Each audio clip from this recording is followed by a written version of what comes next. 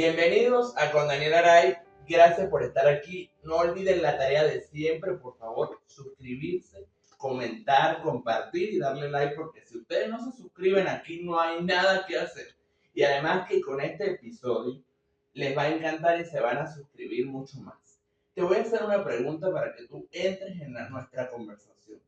¿Qué tan vulnerable eres?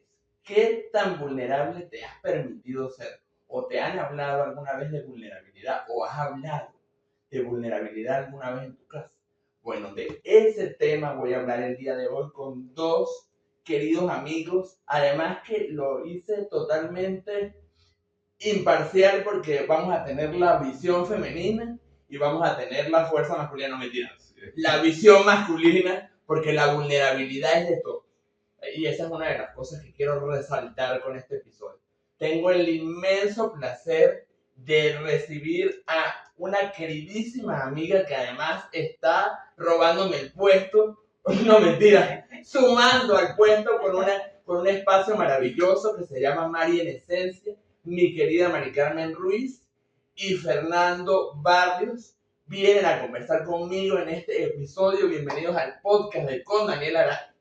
Chévere, gracias por la invitación y estamos fascinados de estar hablando de este tema que nos encanta.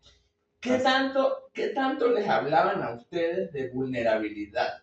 Empecemos por el aspecto educativo, o sea, cuando eran chamos, sus padres les hablaron de vulnerabilidad, además que me gusta porque somos tres generaciones distintas y va a ser muy interesante. Mari, tú, adelante. ¿Tú quieres la dama? No, nunca. Esos temas nunca se hablaban, nunca. Ahorita es que está sobre la mesa y se está hablando y se está tomando en cuenta, pero nunca nos hablaron de vulnerabilidad. Practicábamos, sentíamos la vulnerabilidad, pero no estábamos conscientes de ello. Fer. En mi caso, bueno, primero que nada, darte las gracias por la invitación, por estar acá y por presentarme a esta maravillosa mujer que nos acompaña hoy. De verdad que agradecido en esa parte. Y volviendo al tema o al punto que hacías tú mención con el tema de la vulnerabilidad, en mi caso particular no hubo mención de la vulnerabilidad, sino de lo opuesto, es decir, era algo no permitido, ¿no? La consigna era, tú como eres hombre, tienes que ser fuerte. Y ya empezábamos con ese discurso machista desde muy pequeño. De creencia limitante. Exacto, y no solamente impulsado por los hombres de la familia, sino también por las mujeres. Por ejemplo, si tú te caes, Fernando, no puedes llorar. Es que yo escuché algo que me resonó y que me hizo traer este episodio. Escuché a un psiquiatra que estuvo con mi querida Viviana Givelli y decía que las primeras machistas eran las mujeres.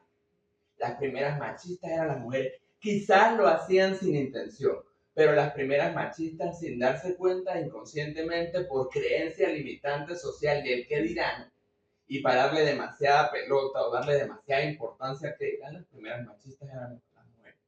¿Cómo cambiaron ustedes eso? Que tengo además todo es sabio y perfecto porque los dos son padres. ¿Cómo lo hicieron ustedes de manera distinta con su crianza? Bueno, no sé, ¿tú tienes varones? Yo tengo un hijo varón. Ajá. ¿Cómo lo hiciste tú, Fer? En mi caso particular, bueno, o sea, mostrándome ante mi hijo, pues realmente desde esa perspectiva, desde que también somos vulnerables y cómo abordarla, porque... ¿Y lo hiciste desde chamo? Desde muy pequeño, o sea, digámosle, dándole cabida a esas situaciones particulares que de repente lo quebraban, ¿no? Por algo, por así decirlo, no sé.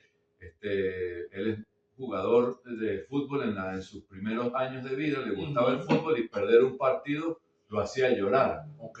Entonces, ¿Y tú se lo permitías y lo normalizabas? Claro, ¿no? Algo totalmente normal, o sea, el consuelo y más allá de eso, siempre invitándole a la reflexión de qué puedo aprender de esa experiencia, pero no cercenando la emoción. Ahora, que pudiera llorar, que pudiera pues sentirse vulnerable. ¿Qué recuerdas tú, Fer, de cuando tú llorabas o cómo llorabas tú, o cómo ha llorado tú?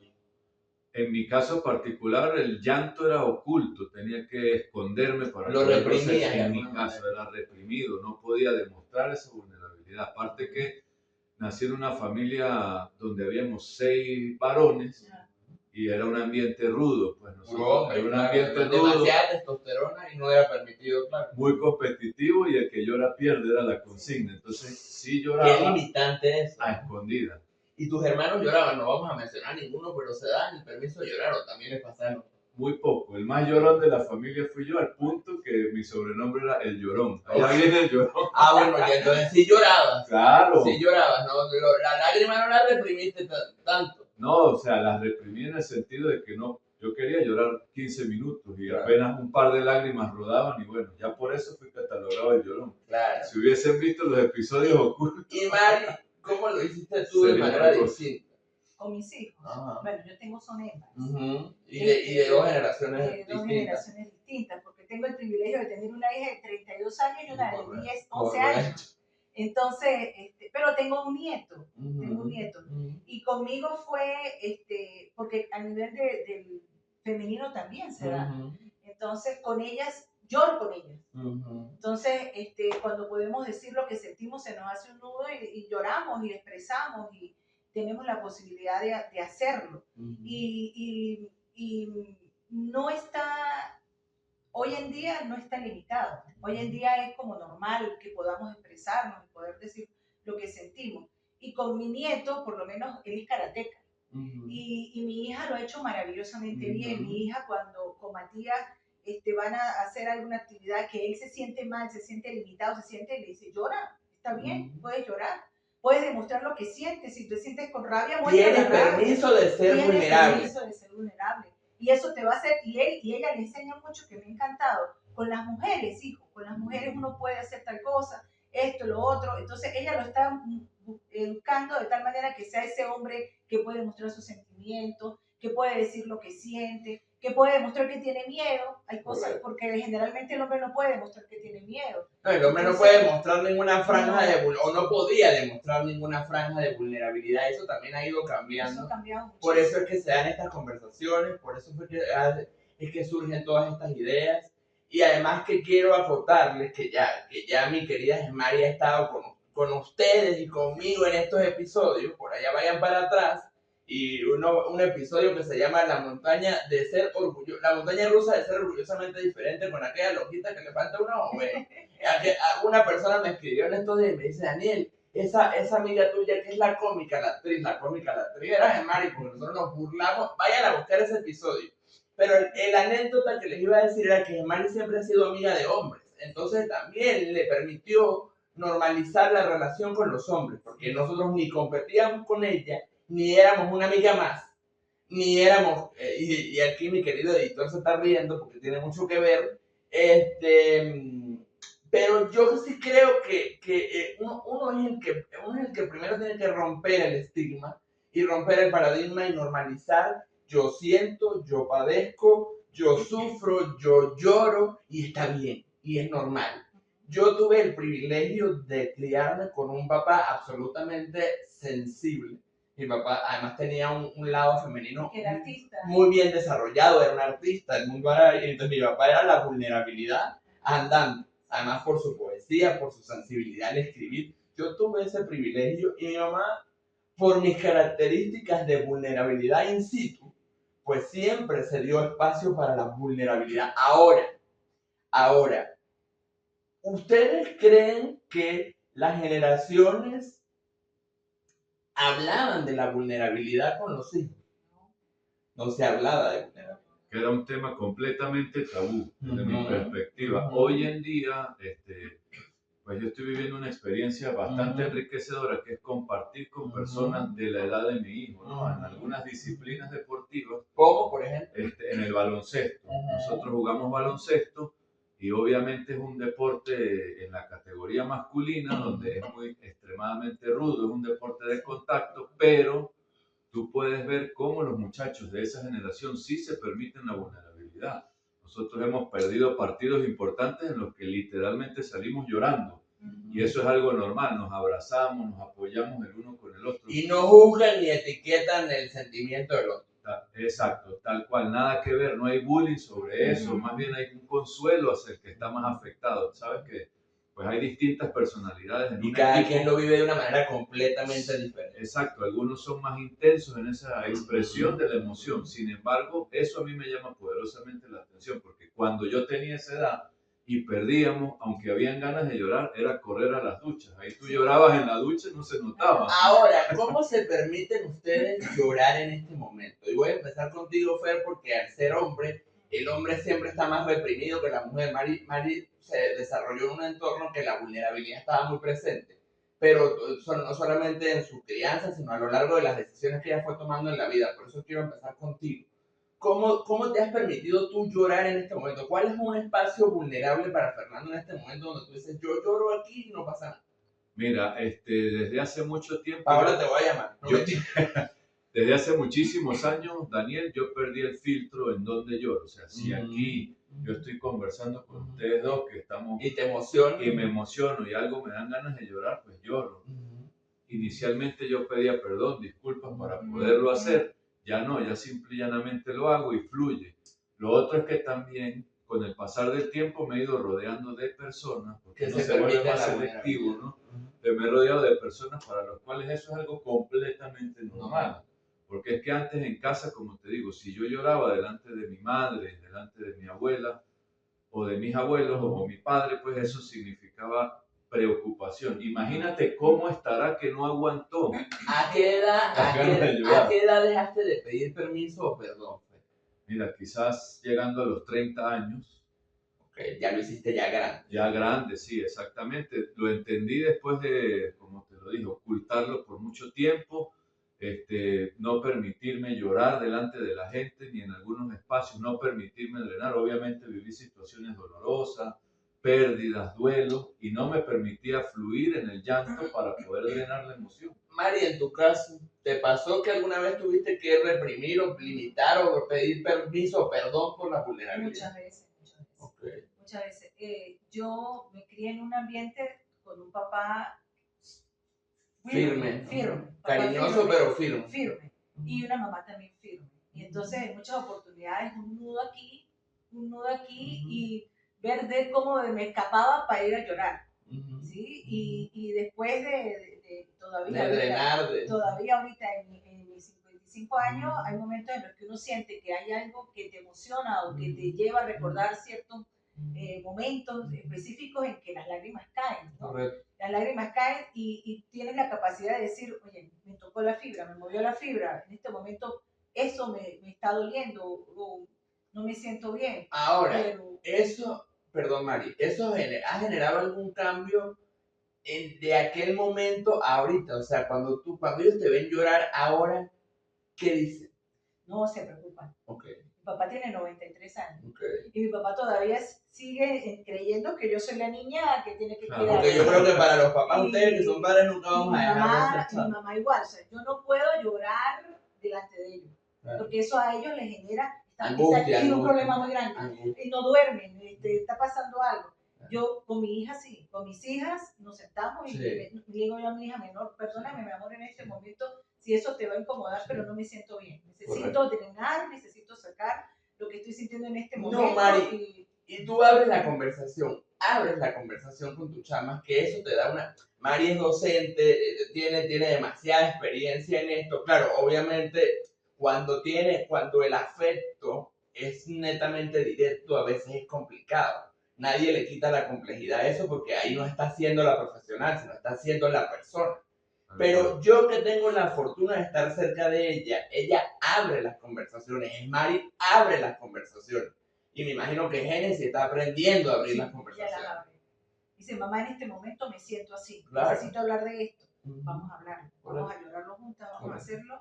Y jamás invalida, ¿verdad? Sí, no hay invalidación. No. Sí, aprendí eso, ¿no? Okay. De repente uno ya adulto dice, pero eso es una tontería. ¿Sí? Pero para él es importante. Para él es muy importante. Yo le digo, bueno, si eso para ti es muy importante, voy a acompañarte en este proceso.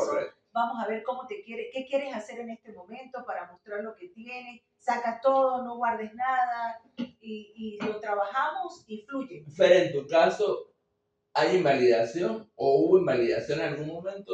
O sea, siendo tú el papá que acompaña al chamo.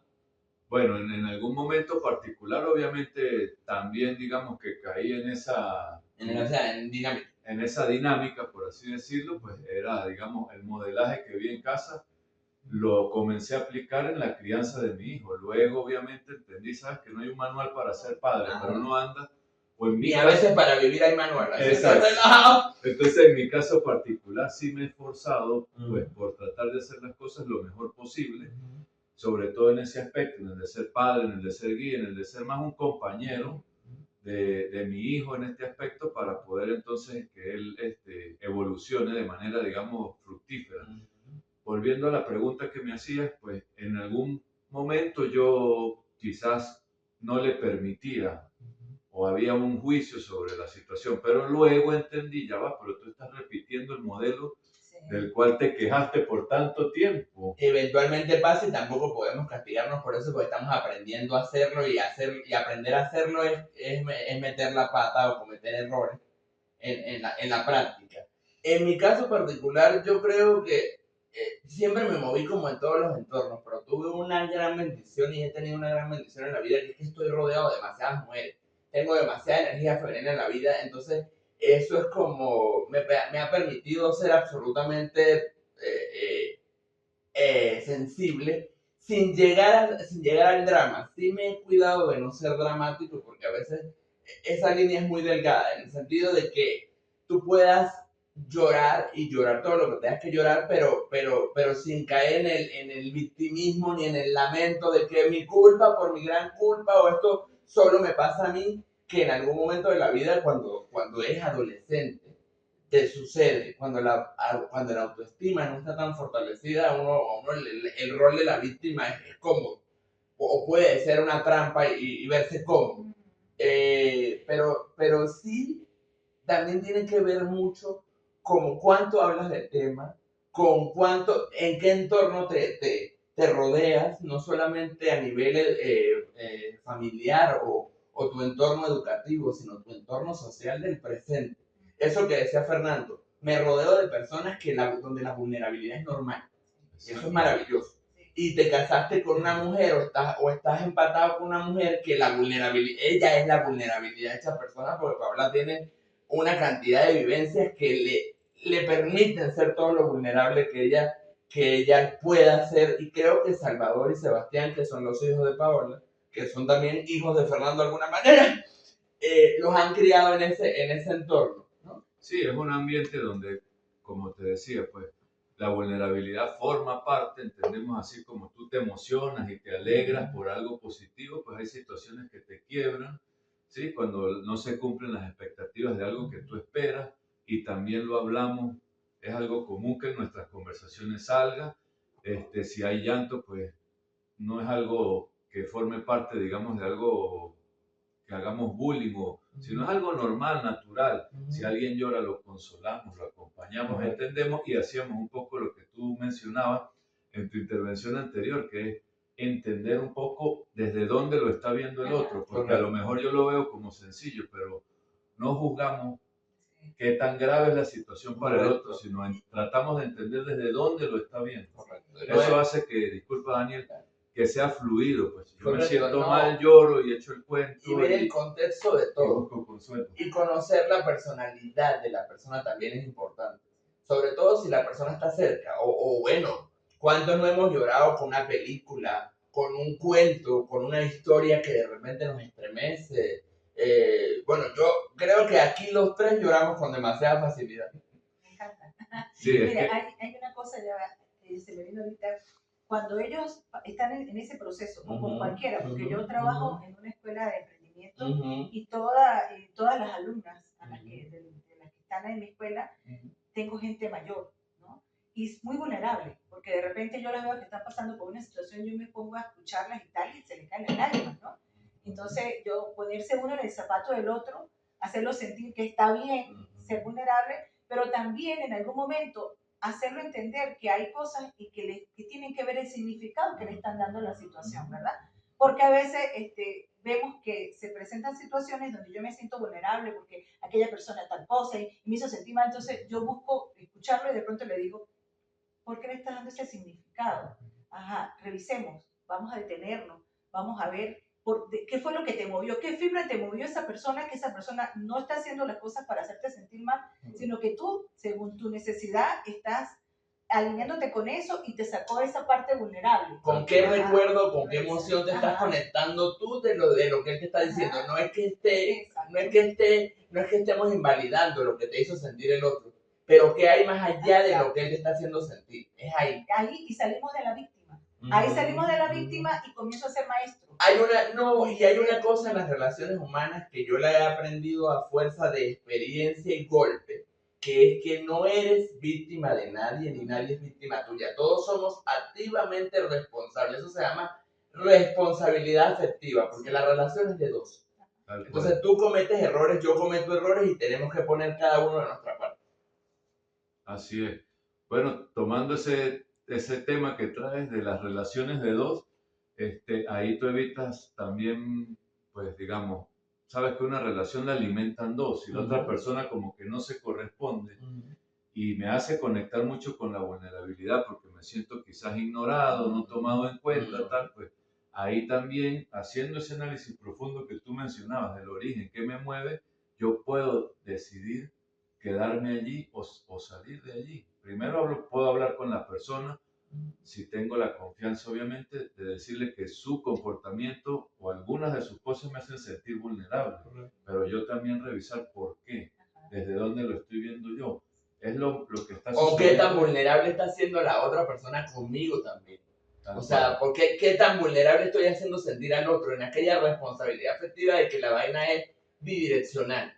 Porque no es solamente Fernando, Mari Carmen o Daniel, sino las personas que están con nosotros. Sin caer en la manipulación, porque la emocionalidad también puede caer en chantaje de que, ay, mal, por favor, no sé qué, tal.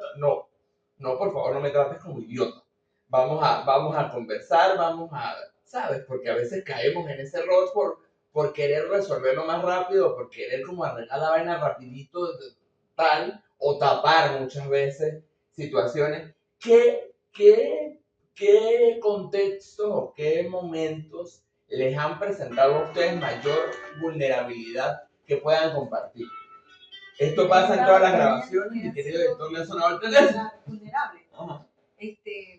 Bueno, situaciones en las cuales pasamos por procesos de separación, pasamos por procesos de pérdida de un familiar, pasamos por procesos de repente de ver que uno de tus hijos está pasando por una situación en la cual tú te sientes, que tú también quieres ser vulnerable, pero tienes que ser fuerte para poder apoyar al otro. Ese es un reto. Ese es un reto.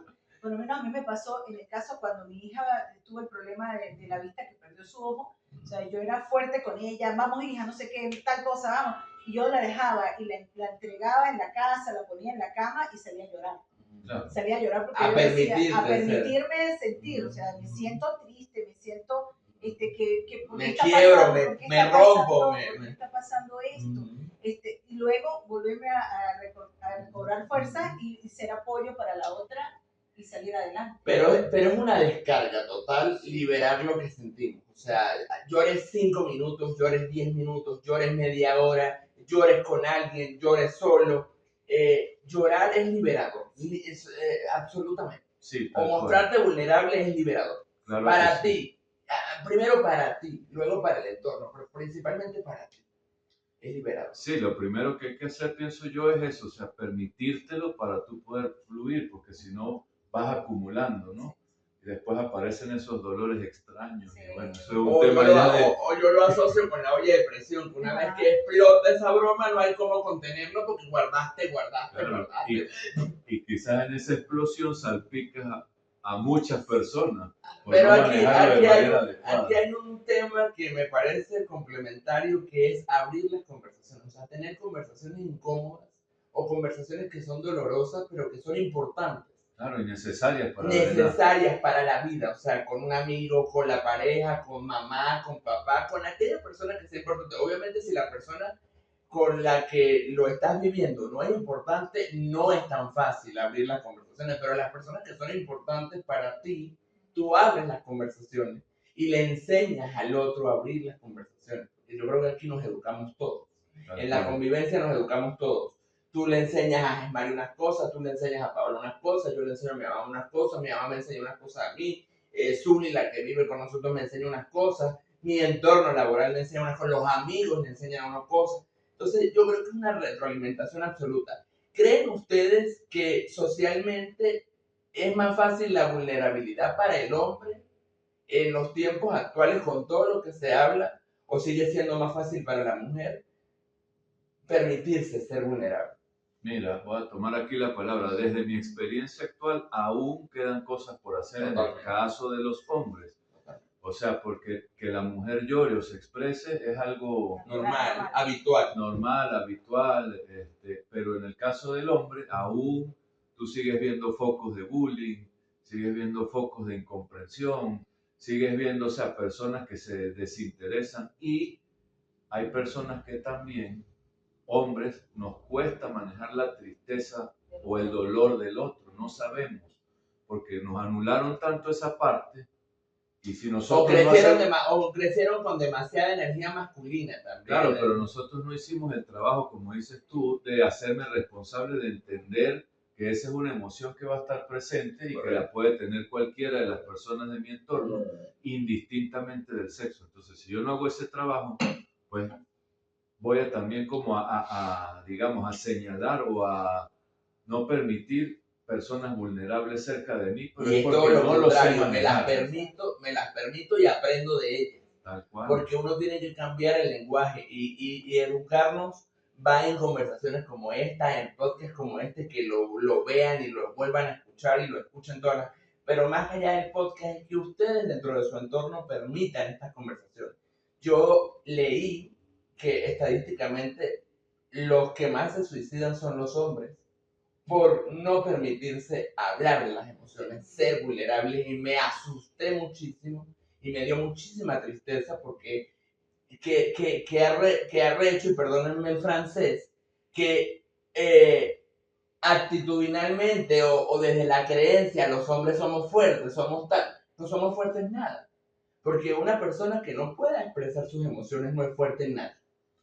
Sí, es que tiene que ver como con la interpretación. Yo recuerdo que de repente ver a un hombre gritar, digamos, dominar una situación, hablaba, oh, qué buen carácter. Sí. Sin embargo, pero ahora, si lloraba, ay, qué mamita. Ajá, pero ahora las teorías van hacia otro lado. ¿Cuál es el hombre ese que tiene un buen carácter?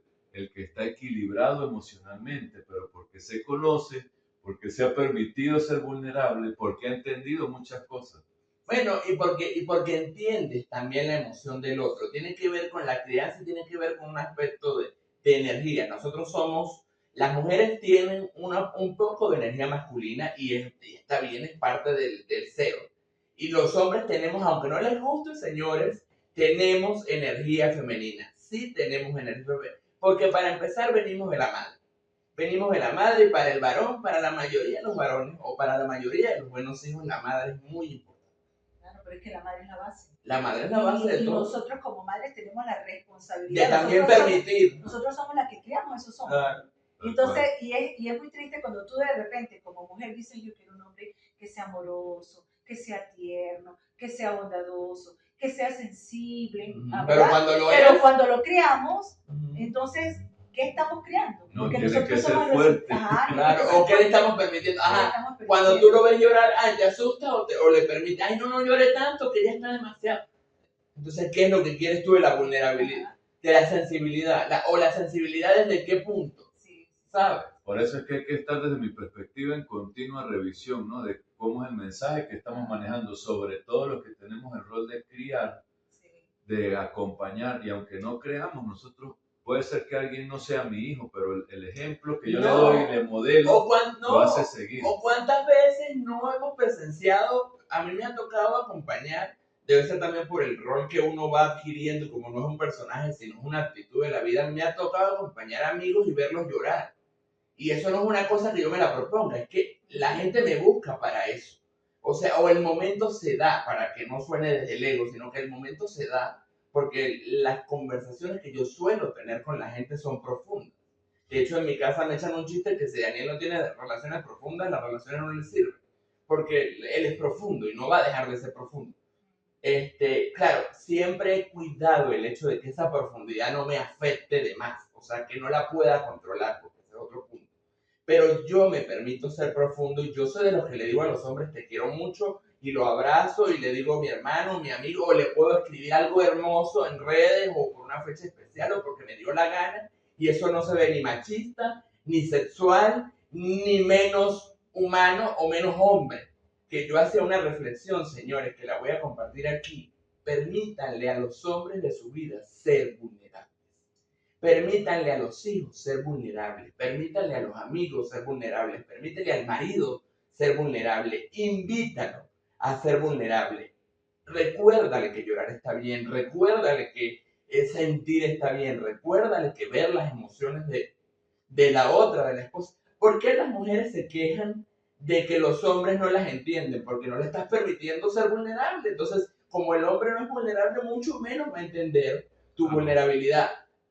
Fer, tú con Paola, ustedes me imagino, pero compárteselo al público, tú has llorado con ella ha llorado contigo, o sea, la vulnerabilidad en el caso de ustedes es abierta. Sí, tal cual, Dani, es algo completamente abierto, pues bueno, nosotros nos hemos... Entre ustedes como pareja me refiero. Sí, entre nosotros como pareja, porque nosotros nos hemos encontrado en un punto en el que, bueno, ambos hemos pasado por diversas situaciones que nos han hecho crecer. De hecho, ambos entramos al mundo del coaching de manera individual. Correcto. Y ahí nos encontramos, nos cruzamos y digamos que ha sido muy enriquecedor esa parte, pues el poder... Y el nivel de madurez y las cosas ya vividas que los encontraron en esta etapa. Exacto, entonces hay una madurez también desde no solo individual, sino como pareja, donde la vulnerabilidad está permitida, donde pues, si yo no puedo tener apoyo con mi pareja, o sea, por Mari, favor, ¿a dónde agarro? En tus relaciones actuales, a todo nivel, tú abres la vulnerabilidad con mayor confianza ahorita. Sí, y me permito ser un espacio seguro, ¿sabes? Correcto. Porque ahí muchas veces las personas evitan ser vulnerables. ¿Por qué? Porque tú hablas con alguien, cuentas algo que es muy profundo para ti y ya los días todo el mundo lo sabe, porque la persona divulga, usa la información en tu contra. Entonces eso hay que tener mucho cuidado. A veces no nos abrimos con todo el mundo porque no podemos confiar en todo el mundo. Y eso está bien. Y eso está bien. Entonces nosotros tenemos que convertirnos en un espacio seguro. En una red de apoyo. En la que podemos escuchar. Correcto. Es muy importante.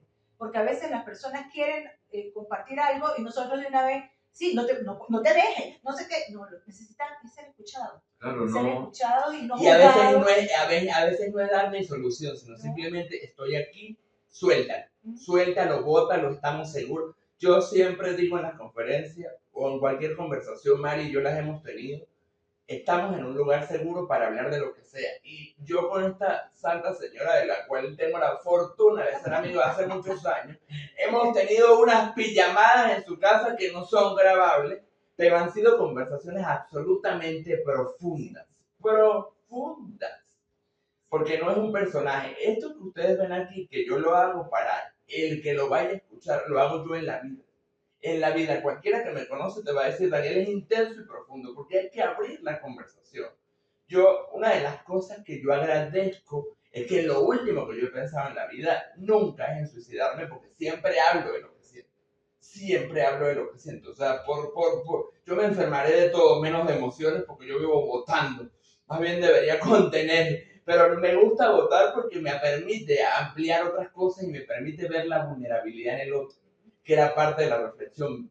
Podemos ver nuestra vulnerabilidad y podemos ver la vulnerabilidad del otro. ¿Vale? Mire, hay muchas cosas que podemos hacer, que yo estoy trabajando en eso ahorita.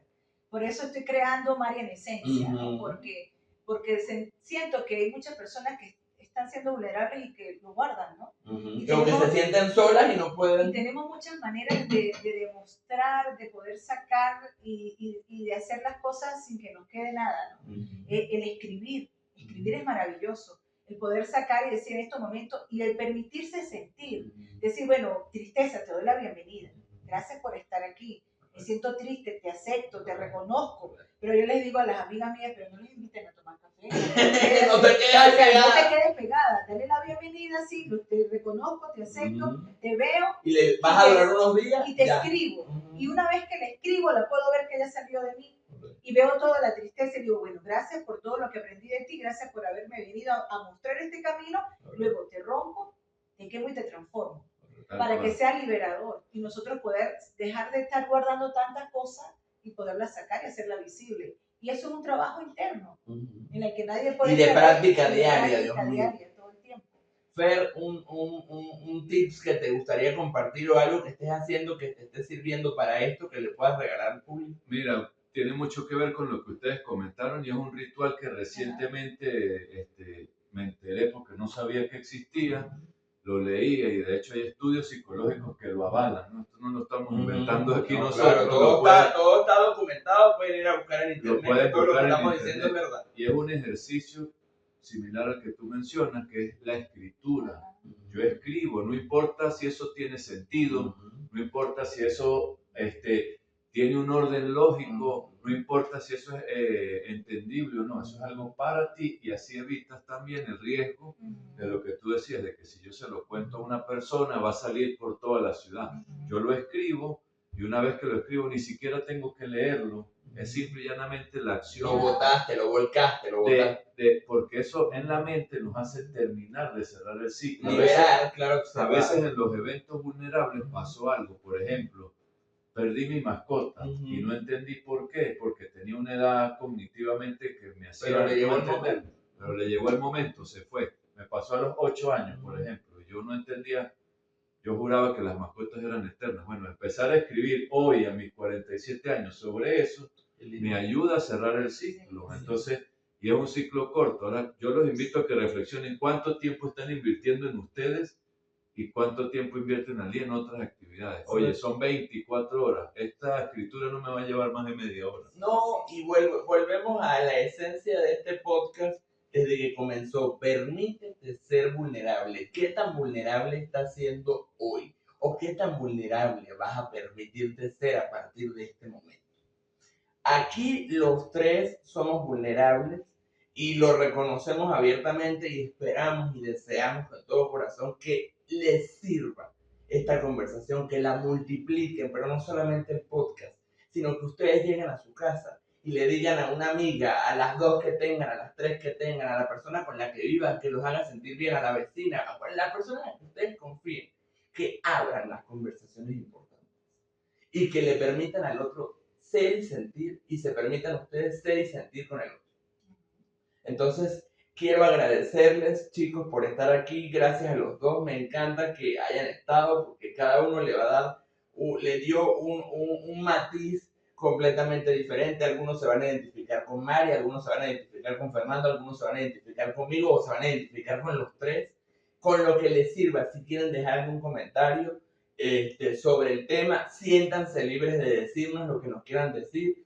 Chicos, vamos a dejar sus redes para que la gente los siga, porque a lo mejor se lo van a contar a Mari en su Instagram, o me lo cuentan a mí, o se lo van a contar a Fernando, con quien ustedes se identifiquen o hayan hecho clic.